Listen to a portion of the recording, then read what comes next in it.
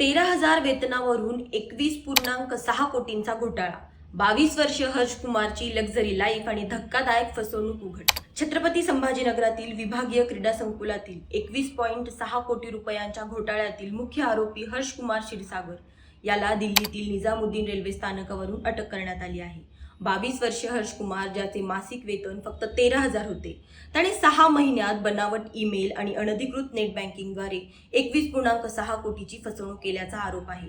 या रकमेचा वापर करून त्याने 1.35 कोटींची BMW कार, 2 स्कोडा कार, 32 लाखांची BMW बाईक आणि इतर अनेक महागड्या वस्तू खरेदी केल्या आहेत. त्याच्या बँक खात्यात 3 कोटी आढळले. तसेच त्याच्या वडिलांच्या नावावर 4 फ्लॅट्स आणि 1 कोटींचे इंटेरियर रिनोव्हेशन करण्यात आले.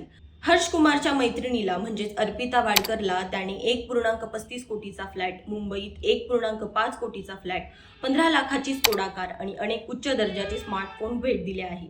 या प्रकरणात पोलिसांनी आतापर्यंत 10.8 कोटीची मालमत्ता जप्त केली आहे, ज्यात फ्लॅट्स, वाहने, सोने चांदीचे दागिने आणि रोख रक्कम समाविष्ट आहे.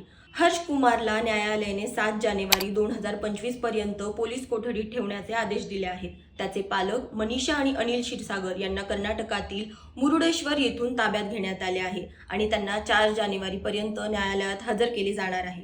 पोलिसांनी या घोटाळ्यातील इतर आरोपींचा शोध सुरू ठेवला आहे आणि प्रकरणाची सखोल चौकशी सुरू केली जात आहे.